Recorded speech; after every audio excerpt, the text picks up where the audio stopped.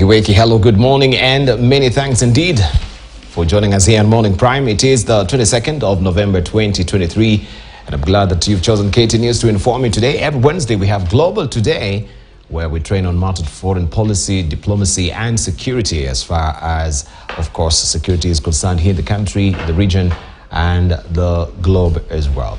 We are joined this morning by Professor Peter Kagwanja, who is the CEO of Africa Policy Institute. Also, we're joined by Professor Nomi Demba, who is a foreign policy and a defense expert, also a senior partner with GLOSEP. Also, we have Dr. Ken Ambogi with us as well, who is a historian at the University of Nairobi and also the executive director of Amnesty International. This is Irungu Houghton, who will be joining us much later in the course of the program. A lot of issues that we have to discuss this morning, just looking at the latest development as well, where last week we were discussing regarding also the conversation that were ongoing in Tanzania regarding Ethiopian politics, where we had a second round of peace talks between Ethiopia's government and rebel group aimed at ending a decade-old conflict in the country's largest region, Oromia, which has ended without a deal. We'll give you more details of this much later in the course of the program. Also, Rwanda-UK asylum ruling that seemed to have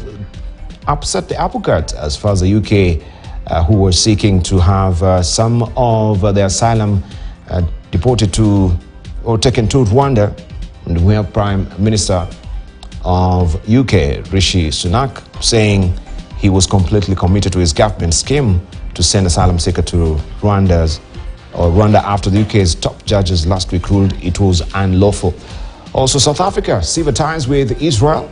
We have them suspending diplomatic ties with Israel, shutting their embassy as well. What does this really portend for that particular country and the entire region as well? Right, we have a lot to cover. Let's just put this horse into a full run by looking at the dailies. We begin with the Standard, and this is what is on the front page of the Standard this morning. Police in crisis talks of a damning report.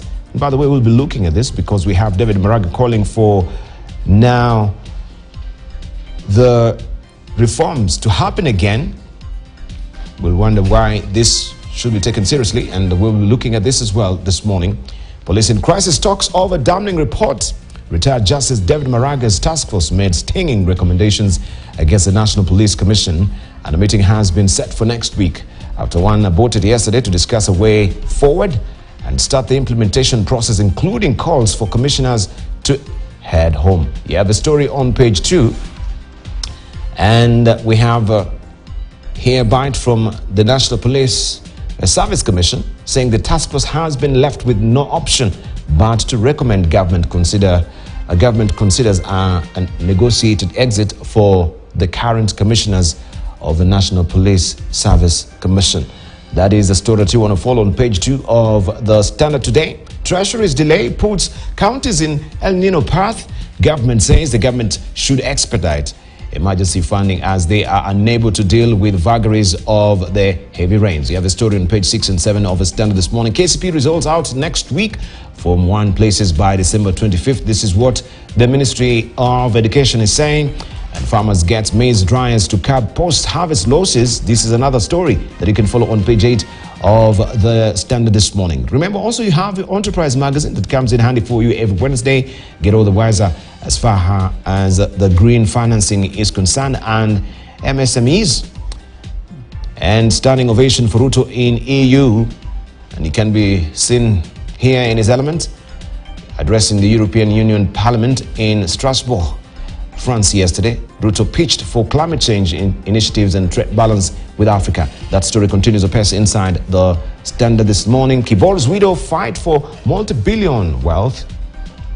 That is, Let Tycoon's fourth wife says she is a true heir after husband she claimed divorced her, or divorced the other wives, I should say, and wants to be in charge of the estate, a move her stepchildren oppose. You have a story on page 10 of the Standard this morning. That is a battle for the 16 billion shillings estate. Talk to Kirima or move state to Njiru's quarters. Ministry of Lands officials have said they will not interfere with a court decision to evict developers on 1,000 acres land, and it is for the owner to decide fate. You have the story on page 3 of the Standard this morning. This is how it looks.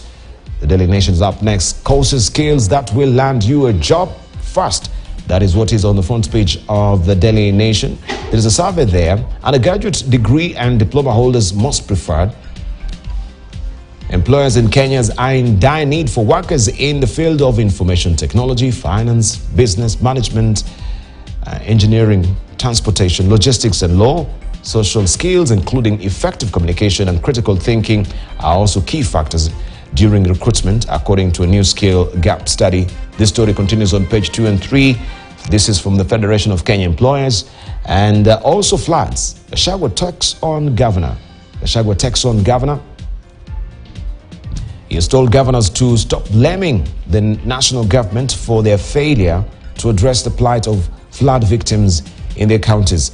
And you can see him here with the Nyali MP Muhammad Ali distributing mattresses to victims of the ongoing El Nino rains in Mombasa yesterday.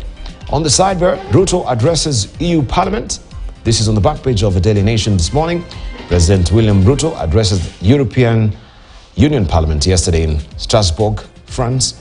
He urged the EU to support Kenya's plans to deploy police officers to Haiti, and also rallied Europe to support Africa's quest to unlock its economic potential. You have a story, as I've mentioned, on the back page of the Daily Nation. Also, American pedophile denied bond.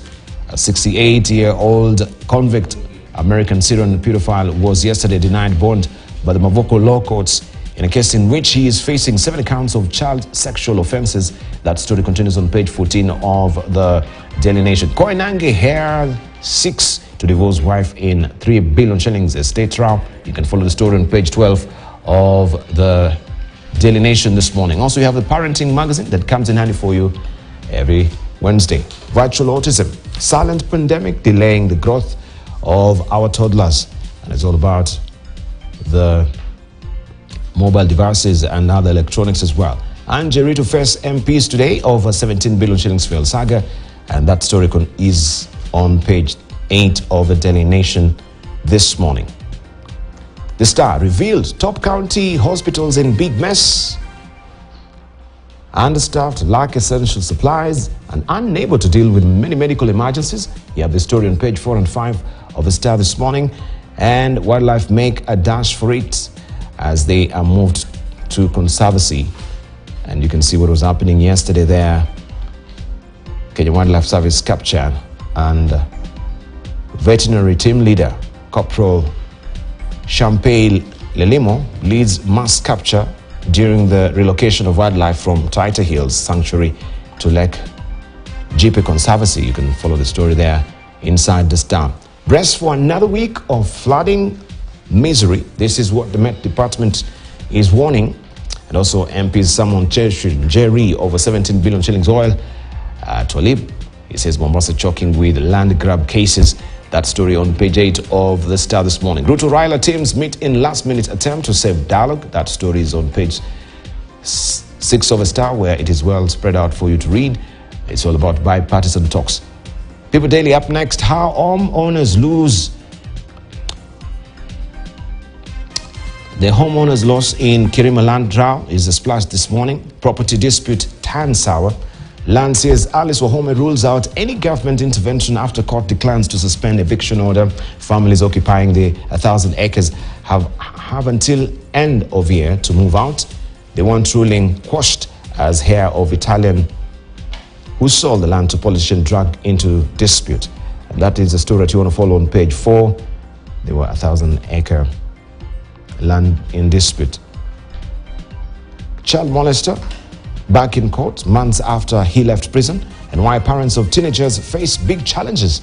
This is a story that you can follow inside the Paper Daily this morning. Talks, Wiper Party gives tough terms. Kalonzo allies warn they will call for mass protest if Azimio conditions in bipartisan negotiations are ignored. This story continues on page 3 of the People Daily. 37 athletes found to have doped in new report. Also, that is on page 29 of the People Daily this morning. Mgeni mchafu, that is a splash on the front page of Taifa Leo. Raia wa Amerika aliyewahi kusukumwa jela kwa miaka 50 kwa makosa ya kudhulumu watoto kizimbani tena. This is Terry Ray Krieger, who is 68, raia wa Amerika ambaye anashukiwa kudhulumu watoto kingono akiwa kotini Mavoko jana. You can follow the story inside the Taifa Leo. And also on sports pages, Raha Italia wakifuzu Euro 2024 kufuatia sare. You can read all about it inside the Taifa Leo this morning. Wiper yatishia kuzua fujo, wataka TSC iajiri walimu 46 vibarua. That is Kupet. You can follow the story on page 2 of Taifa Leo this morning. Let's back down to business, where shilling freefall slows after CBK reins in banks. That is a splash this morning. Spread dropped to 5.8 units from 10.4. Monthly devaluation slows to 1%, it says. And you can read all about it here. The Kenya shilling could finally be finding a new footing after it slowed down its monthly freefall to 1% so far in November from 4.3% in March, weeks after the banking sector regulator asked for an explanation from 10 banks on why they were selling dollars exorbitantly. A tracking of commercial dollar rates offered by 4 banks, including Equity, NCBA, and I&M and Stanbic, but the Business Daily also shows that the spread, the difference between buying and selling, halved to a mean of 5.8 units this week compared to 10.4 in April, as the delta shrinks from the peak of 16 units. You can follow the story on page 2. It's good intervention from the central bank, where before they were saying we leave it for the free market for it to course correct without any intervention. This should have been done earlier to query why actually banks are selling these dollars exorbitantly. Read all about it inside the Business Daily on page 2. Kenya Power to recover 6.5 billion shillings tariff gift via bills. And that story continues on page 2 of the Business Daily as well. Manufacturing worst hit in job skills gap, where they're saying employers are facing hard time filling vacancies in the manufacturing and real estate sectors, according to a new survey.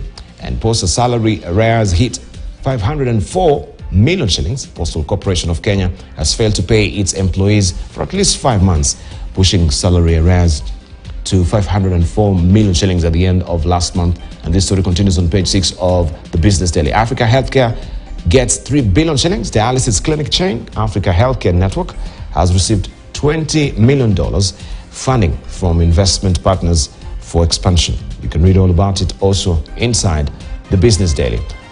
I'll be showing you much more on what we do have in the international publications as well, and also what we do have on the editorial cartoons this morning. But let me just unveil our guests who are already here in studio with us, just to hear their voices and get introductory remarks from them after issues that we'll be looking at, especially now that we have a report that has been given by the Maraga Task Force on Police Reforms. We've been here before, and it's calling for another reform. And we can see also recommendations that some of the commissioners or all of the commissioners from the National Police Service Commission should be shown the door. We'll be crossing over to Ethiopia, of course, finding the development there. We'll cross over also to South Africa, where the latest development is that now Parliament has unanimously passed that they should sever ties with Israel, and also their diplomats have been recalled. So what is the way forward as far as Africa is concerned and the war in Israel is concerned? Also, we've heard from the legislators in Israel that have given thumbs up so far to make sure that at least aid goes to Gaza.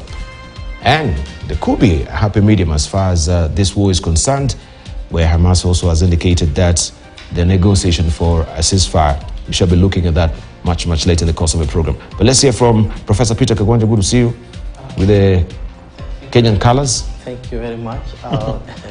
What colors? The flag of Kenya. Palestinian or Kenyan? You should look for the star where it is, yeah? So we know, is it... Good morning, Prophet. Houston Irongo, we are going You've thrown him off a bit. We are going to excommunicate him from Moranga. It's supposed to be our nephews. Nephews are supposed to be nice and kind. And I'll offer you property in Kilube. Friendly fire. Friendly fire. Okay. Thank you very much. It's good to be here this morning and to be with my colleagues, Irongo, Profia, and Dr. Yeah, it has been a very fruitful week for me.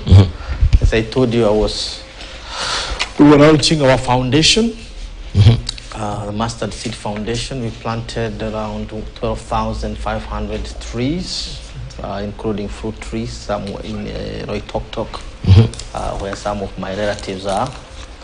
And it was very, very fruitful weekend. I also went to Muranga and found that my famous dam is basically full now. And this time there's no risk of breaking, as it did sometimes in 2017, which was, it was a very, very near disaster, kind of. Those are some of the interesting things that have gone through the week. Congratulations to the management and leadership of the National Defense University.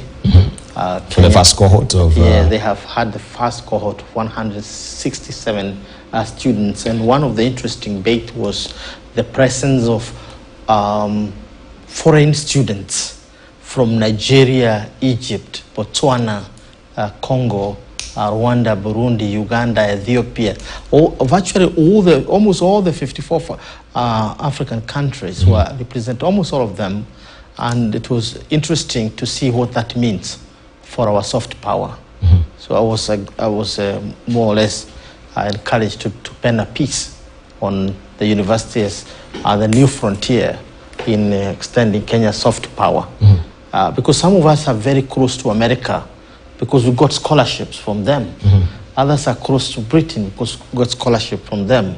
And therefore, opening the doors to our institutions is one way of extending our soft power.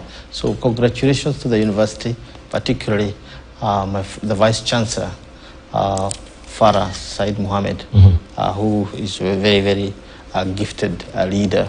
And the event was almost flawless, presided over by President William Ruto and the two ministers, Minister of Defense and Minister of Education. And it was really, very encouraging. You see, I'm at the public university where my brother is and others are. And one difference you notice, either in the graduations, in the teaching and conduct, is that point where military disciplines meets academic discipline. Because what we sometimes lack in the other public institutions is that discipline to get things done. So that's what's exciting about that event that I attended this week.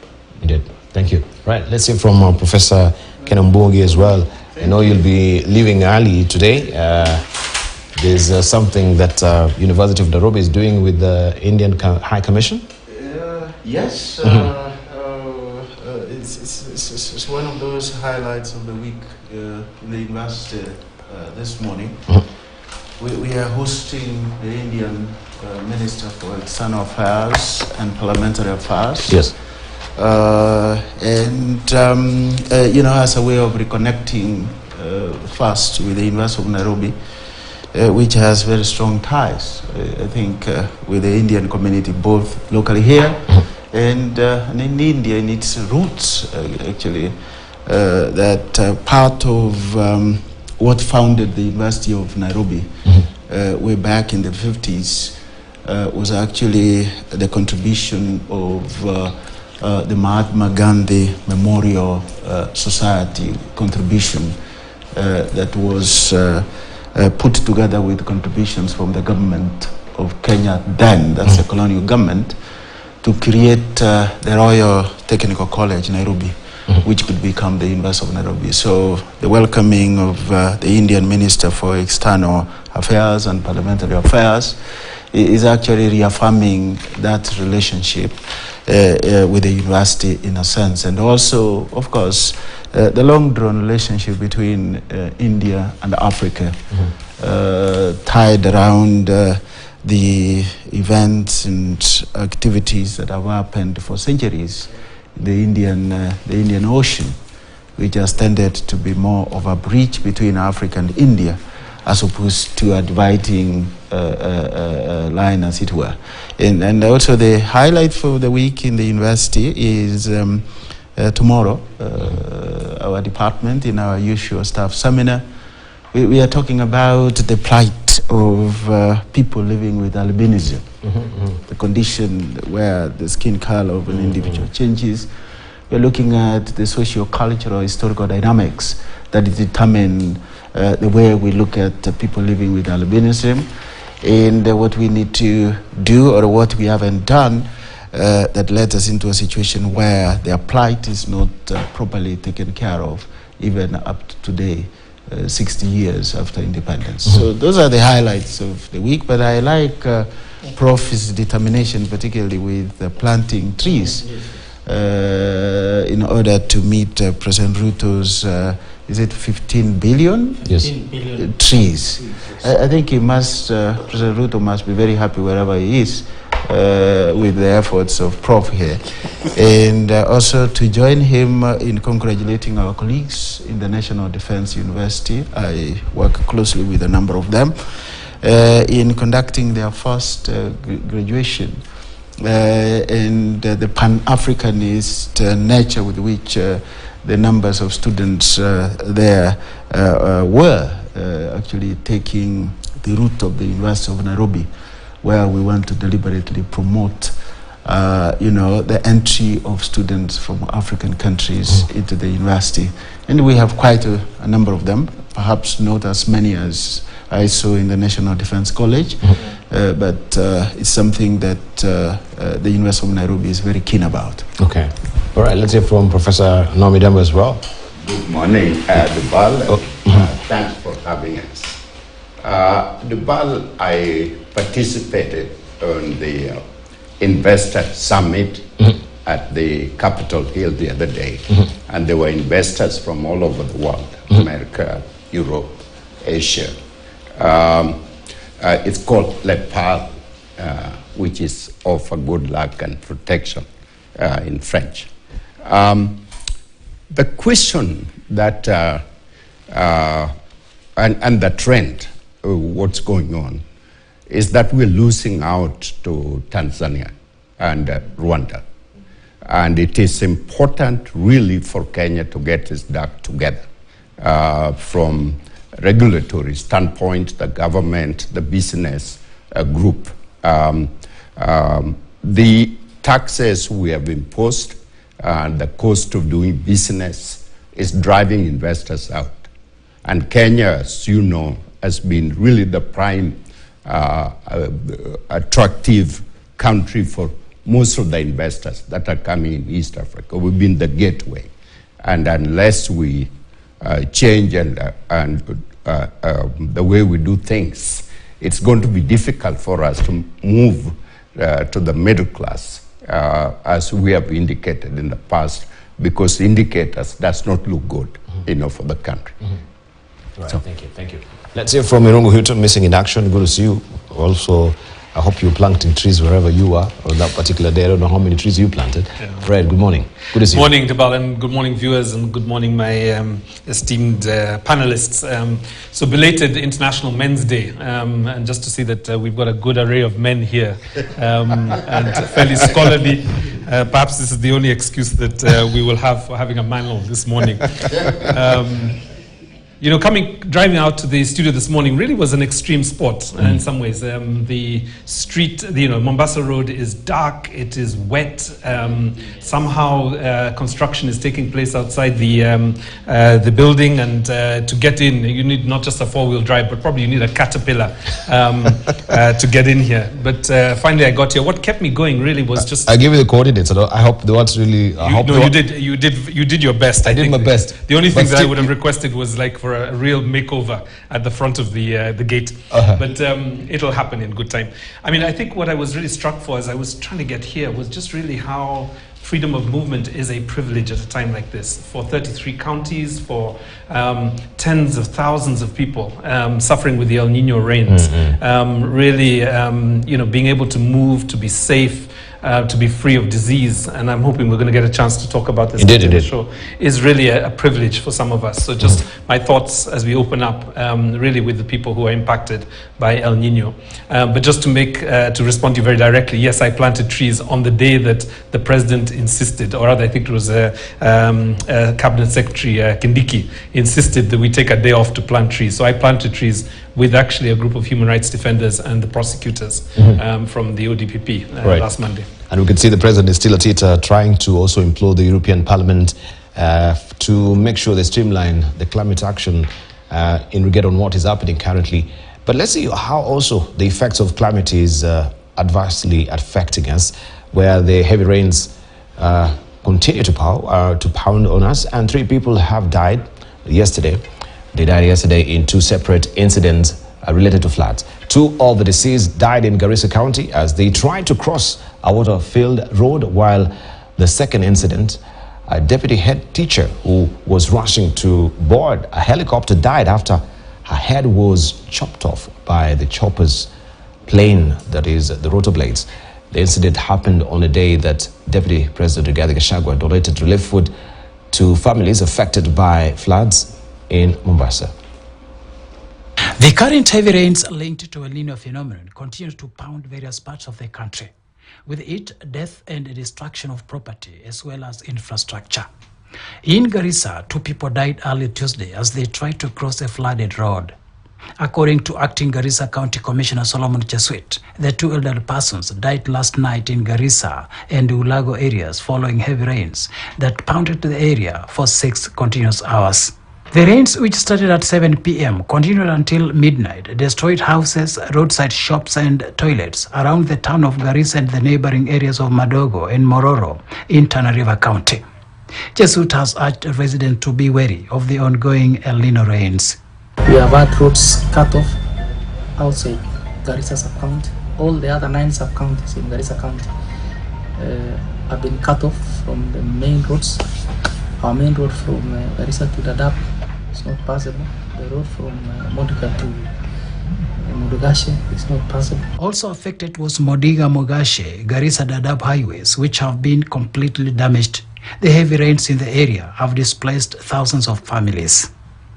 In another incident, a deputy head teacher who was administering the ongoing KCSE exams in Masalani died after a helicopter blade chopped off her head as she was approaching the helicopter to ferry her to the school. The helicopter which was ferrying exams from Masalani, DCC's container, got involved in an accident where one deputy head teacher, Ahmed Nur Ismail, was hit on the head by the rear rotor of the helicopter. He died on the spot. Meanwhile, more than 1,000 families affected by the ongoing El Nino rains in Kesauni, Mombasa County, on Tuesday benefited from relief food from the government. The relief food was distributed to them by Deputy President Rigathi Gachagua, who visited the affected families. Gachagua challenged county governments to allocate more funds to supplement the national government's efforts. The DP was accompanied by other top government officials during the visit to Barao village, distributed food as well as non-food items for flood victims whose homes were submerged by the heavy rains. At least 10,000 people have been displaced from the larger coast region, and the number could go up if the rains continue.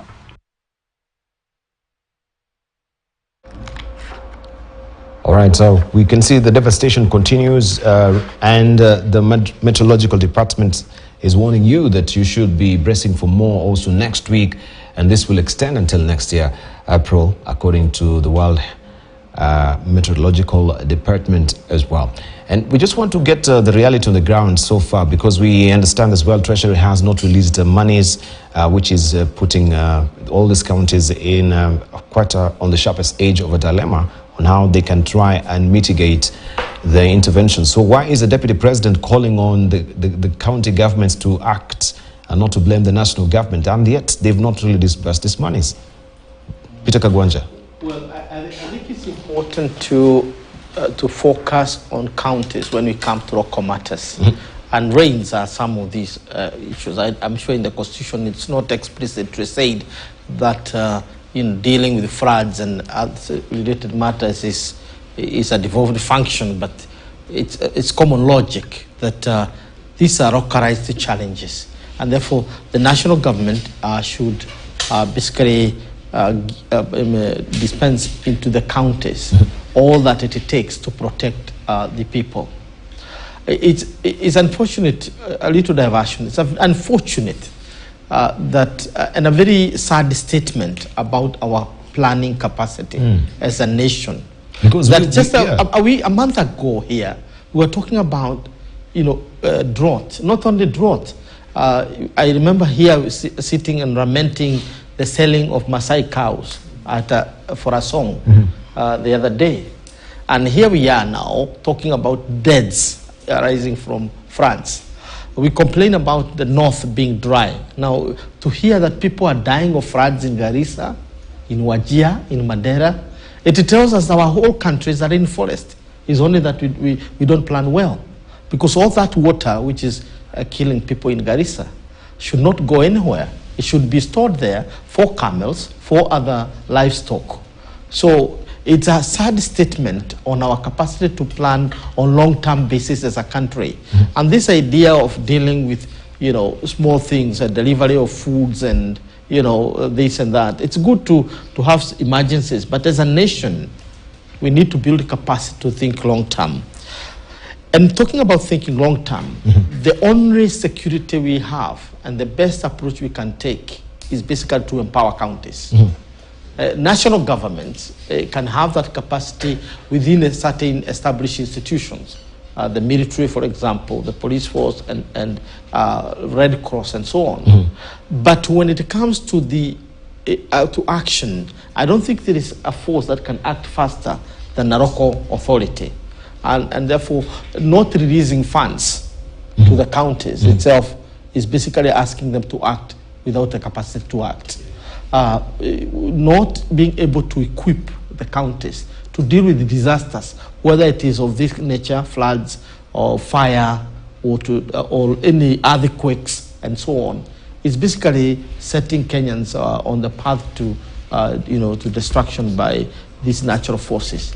But I would conclude by simply saying on this matter that what we urgently need in this country is capacity to think long-term, so that we can deal with all matters of the changing environment, from floods to droughts, because we seem to be alternating, and our people are being decimated by natural occurrences that shouldn't take lives if the government plans. So would I be wrong?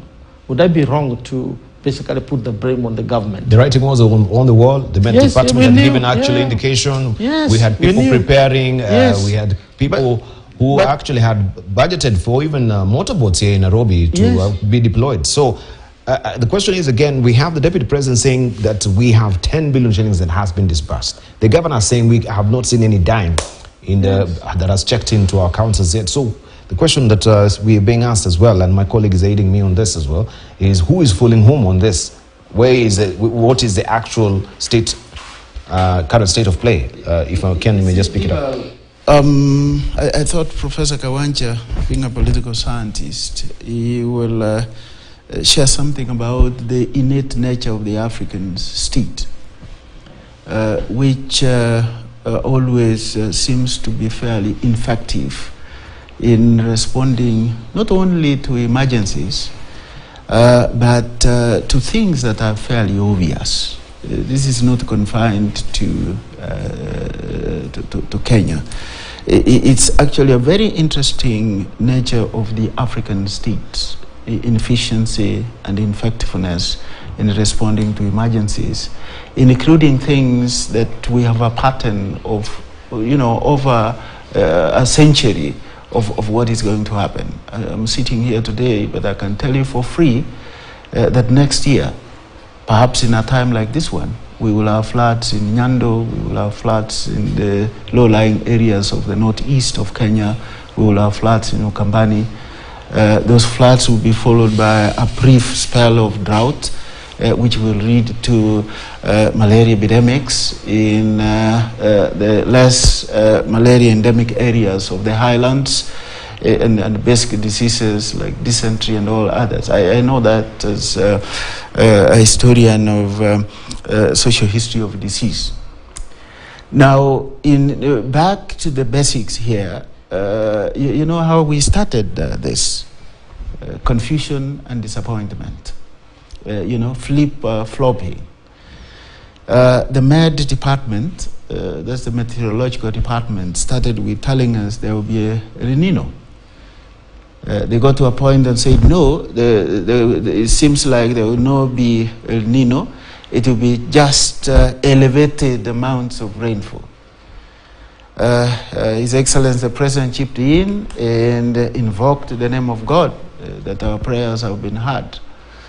But the point is, Dipal, is that as a country, we are good in talk, but very bad in actions. We are, we fail to plan, and even where we plan, we fail to implement those plans. And the old adage says, failing to plan is planning to fail. So what am I saying in summary? One is that we need to begin to be serious as a country. Dedicate resources to some of these things that we are sure that they will happen. Floods in Bulalangi. I've had floods in Bulalangi, for example, all my life. El Nino was here in '98, affecting all our urban centers. What lessons do we learn from there? Or it's the typical agrarian thinking that the only lesson we learn from history is that people don't learn from history, unfortunately. So I think the government of Kenya, the devolved units, need to begin thinking seriously and map the country from those low levels. And Prof has said that. If it is the Kisii County government, I'll tell you for free that we know where floods will affect that region and mudslides, because it's a hilly country. They needed to have prepared a year ago, set money aside, not to cry now in melancholy that the national government has not sent money to them. What were they doing last year? Right, thank you. Houghton.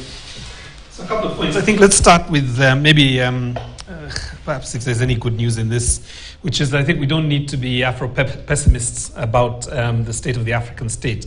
The fact of the matter is that many states across the world do not have disaster management plans that are sufficient. If you go back to 2005, Hurricane Katrina, when the levees broke, 1,800 people died as a result of federal and, state failure in the context of the United States of America. We have floods in Dubai, we have floods in Cape Town at the moment, we have floods in India. So this is something that is international. But the thing I want to take from Daktari is that we can learn from other jurisdictions on how to do this better and how to prepare. The other point that I think is important is to recognize that it is too late to start doing disaster management once the disaster has hit. You need an early warning system that kicks in several levels of, preparedness at the, not just at the county level, but also at the state level. But I think it's important maybe to kick off by just saying that under Constitutional Article 188, it is squarely the responsibility of the counties to be responsible for disaster management, but obviously they cannot do this in a context where the national state is not providing the funding or providing the coordination that is required for a multi-county response. I mean, I think the 33 counties that have been affected by this.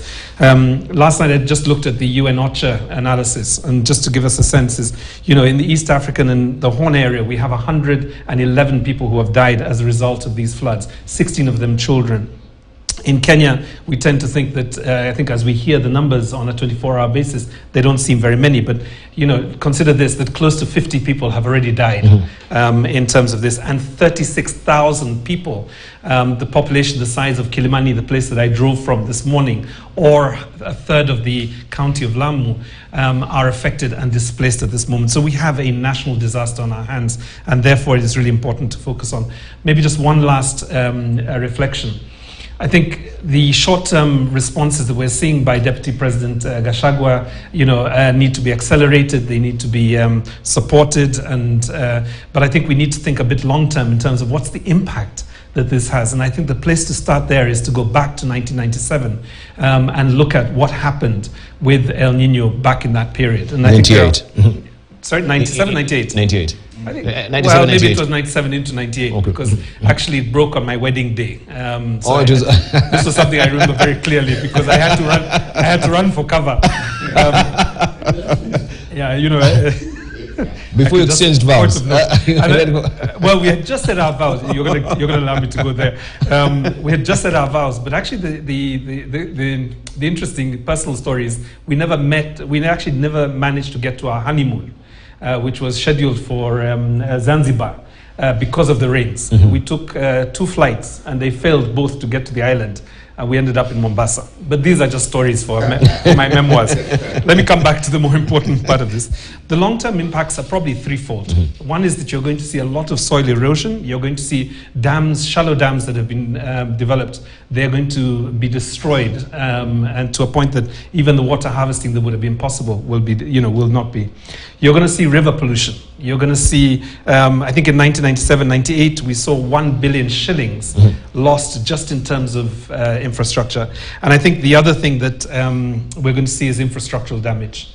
And then there is the cost, the human cost, cholera, and other waterborne diseases. So I think these are some of the things that we're going to have to start planning for now, rather than just dealing with the immediate situation. And I think we have to say that, you know, the government failed us. The scientists told us what was coming. The budget makers, the budget holders requested funding, but it was not put in place before time, and we have deaths and destruction as a result. And that number has ticked up to almost to 20 as we speak. Now to 20. Right? Was there this miscommunication? Did it in any way lead to a gap of intervention, early intervention? Because now when we have miscommunication from the scientist, and of course the president says, oh, the El Nino will not be here, thank God, it will just be, you know, short rains, as he put it, but now we can see it's not really short rains. Did everyone now sit back and relax and say, okay, yeah, maybe the president has spoken, he has intelligence on this, he's the most informed person in this country than any of us? Debal, I concur with what my colleagues are saying, and I also disagree with them on the issue of local government. Disaster is here. It's an issue of climate change, and there's going to be a lot of other disaster that's going to come out here. We have Kenya National Disaster Management Unit, which need to coordinate both national and local. Our constitution allowed the government either transfer responsibility at any time, whether back to the national or back to the local level. So there are several things that have been happened that point to the ineptness of our preparedness. You can talk about New Orleans and the U.S. The U.S. was prepared, but the disaster was huge, and it caught the U.S. By surprise. What I want to say is, number one, the president made a statement that there's not going to be El Nino. Yesterday, the deputy president said they passed the resources to the county. And then the county come back and say, no, we did not receive any resources. The BAL, as of now, where we're sitting, 71 people have died. 150,000 people have been displaced out of their home. I know friends who are really affected in Mombasa, who have lost everything. These are former students who are now starting their own business. They lost everything. And so what need to happen, Debal, is this issue is even bigger than Kenya. It needs to be approached from a regional standpoint. What happened to the role of our meteorological department? How well are they coordinated within the East Africa community? Why are we not hearing this from Tanzania or from Uganda or from Rwanda? And so the point is, Dubal, I would recommend that a senior military person be the head of this national disaster management. And so that's the level where it has reached, so that every county will have a representative or a team. And then the national government has really credible people that plan, whether it happen or not, but we are ready and we are prepared. Right now, as we are talking, the government's calling on the US to help out. How many times are we going to continue calling on other people to help out? Mm-hmm. And then you can see the infrastructure we have established. They're really poorly done. The road is disaster. They've been cut off, and people are dying already. Mm-hmm. This is not the time to blame. This is the time to figure out what is it that has gone wrong. For instance, the president should never have made that statement unless it is clearly articulated, checked before he makes the statement. Because what happened, whatever the president says, people sit back and say, well, we don't need to plan. Indeed. But here it is. Right. Here we are. Here we are. Let me ask you, Professor Peter Kagwanja, because in 2021 we had IGAD, IGAD Climate Prediction and Application Center, ISPAC, which was officially opened by President Uhuru Kenyatta then. He said that we live in uncertain times, increasing temperatures and sea levels, changing precipitation patterns and more extreme weather are threatening human health and safety, food and water security, and socio-economic development in Africa. Africa, while currently responsible for a negligible amount of total global greenhouse gas emission, is under significant threat for climate change. And we had also IGAD's executive secretary, that is Wokne Gebehu, saying rejection of existence and the impact of climate change will cost us not just our health, but our home as the human race. And I would like to emphasize, we do not have a spare planet in which we will seek refuge once we have succeeded in destroying this one. The opening of the IGAD Climate Prediction and Application Center is a milestone not only for the IGAD region, but the continent of Africa. We've not heard anything from IGAD regarding this particular floods also in the Horn of Africa. Yet we have this center that is just smack dab in the middle of the city, and the Met Department and the IGAD were not really working in concert, or what sort of interventions? I know you're not, but you could be privy because you work closely with IGAD. Yes, I mean, this week I've been looking at the connection between the African Union, for example, and the regional economic communities. And one of the things you find is that the two are not often working in tandem. And that applies to conflict resolution. It also applies to climate response. And most of them are having what you can call overlapping mandates. But IGAD case is unique. It's unique in the sense that the geopolitics that swept across the region, particularly with the change of power in Ethiopia after 2018, literally paralyzed IGAD in a way that even though it has another warning mechanism, perhaps reputed to be one of the best, it has not really functioned in terms of the response. We do also have another warning capacity within the Africa Peace and Security Architecture of the African Union, APSA. Therefore, and remember, both the African Union, APSA, and IGAD early warning capacity is SEWAN, are based here in this region, the Horn. Why? Because of all the African regions, it is the one that has become, vulnerable to climate shifts. And you'll notice that it does not only have another warning mechanism to deal with the climate, but also to deal with the consequences like catastrophe and so on.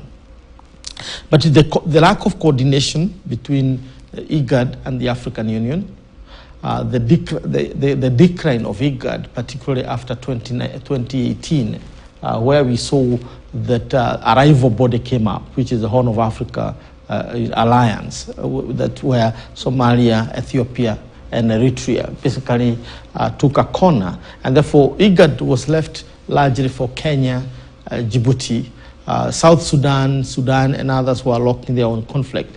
So to the point that even now, as we speak, it is very. I know the president of Djibouti has taken over the chairmanship, but since the removal of Hamdok, the former prime minister of Sudan, who was also equally the chair of IGAD, since his removal, IGAD was like a headless chicken. Yes, you have a secretariat with Walkene and others, but in terms of leadership, it was not there. So it's not a surprise then that we are seeing this kind of absence of response to this. We have not seen a report either by the African Union or IGAD itself warning of what is going to happen and basically a response of what needs to be done. I know we have all these documents. I've been looking at the climate summits and forums that the African Union have convened within the last 1 year. There are many. And the big question is that I think most of our activities as a continent are more of a show. It's like road shows with very little impact in terms of how we change the environment within which we are operating. Because it's just a month or two ago when we had the climate summit here, talking about green energy and all that. At the same time, here we are, our people are dying of floods. And ahead of that summit, our people are dying of, and the animals and the economy.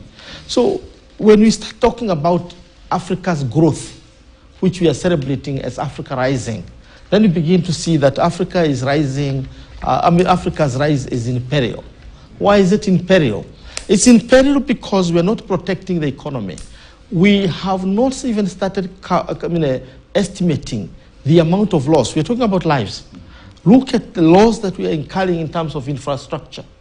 Garissa County now, we will have to basically think about the road, the infrastructure, particular roads, which, as you can see from photos, are destroyed. Where is that money going to come from? You go to Turkana County, the same story is going to be told. You go to Kajiado County in the drier parts where infrastructure, it was assumed that this is a dry place, that water will not destroy roads. Now, that's another disaster. So the economic impact of this, against the backdrop of drought, which brought what we call cost of living. So we're moving from one crisis to another. Why? Because our regional economic communities, our regional organizations like the African Union, and our governments are not working in concert. I think we are on a catwalk to impress foreigners rather than literally looking at our people. Right. Yeah. And that goes back to what I was saying in the very beginning when we started this conversation on our emergency response. That's why I like what my colleague Irungu was saying earlier about us not being Afro-pessimists, but we also need to be pragmatic with some of these issues. The decline of IGAD and other bodies that are coming up actually is a reflection of the weakness of the African state, if you ask me. And as a historian, I have read quite a bit about the nature of the African state. And that is where actually our challenges begin. If you look at even in our own country, Kenya here, some of the most affected areas where the effects of these floods are going to be more serious than any other are areas that we characterize in the academy as some of the ungoverned spaces, where the influence of government is not all that felt. Professor is talking about Wajir, talking about Marsabit, mainly the northeast of Kenya. These are largely ungoverned spaces where the presence of government is a bit challenged. The last time I went to do some oral interviews there, I remember a statement by one of the respondents I was talking to. He confidently said that when the state was here last, wakati serikali ilikuwa hapa mwisho. Are you getting that statement? You know, that is where we need to begin from. All these other responses, in my view, will be tantamount to treating cancer using Panadol, really, literally. So, two things to do. One, as a government, as a people, you know, let's put money where our mouths are. Just simple. And then let's plan for emergencies and follow through those plans, because we don't do that. Let's speak out. We don't do that. We plan. If you dropped from Mars, this is very hypothetical, and went into covers of our government departments, went into our national archives, and look at the records of policy planning and all that, you will actually think that some of the problems we face are not there. But the reality is we have wonderful, decent plans, but they are never implemented. The example I can give, Dibala, as a historian, I spent quite a long time reading records of malaria control in this country. I did my PhD on malaria control policy in Kenya, the history of it. And I spent over 5 years reading records in the Kenya National Archives of the efforts that we have put in malaria control. Actually, if you dropped from Mars, you would not think that malaria is a problem. But it still is. Many of those plans were not implemented. We put them, quote unquote, for what Prof calls cosmetic reasons. So it is time to put money where our mouths are. It is time to seriously begin planning and execute those plans to the letter. We want to take a short break. When we circle back, of course, we shall hear more of that. And with that, we know how communicable diseases also come in the territory of where we are at with the floods as well. And there is a new mosquito that is raising fears of new round of malaria, and that has landed in Kenya so far, as we're being informed today. So beware with this as well, that there's a species of mosquito, and malaria continues to be, of course, a very, very potent disease that takes lives as it is. They say in every 1 minute, someone somewhere in the world, actually in every 50 seconds, somewhere in the world, someone is dying of malaria. We'll take a short break. When we come back, we shall discuss the police reforms here, where we have the task force by David Maraga, which is calling for a new vetting of the police. Do we need to vet our police officers again? What really informs this? Well, we've not gone through the report as it is, but we can actually tease out some of the issues they've raised. Also, the sending of the commissioners from the National Police Service Commission as well. Why do we need fresh faces in that commission? It's a question that we also need to raise. And we shall be looking at the quest for South Africa, which is calling for the ICC to arrest Benjamin Netanyahu because of the current genocide that is happening in Gaza.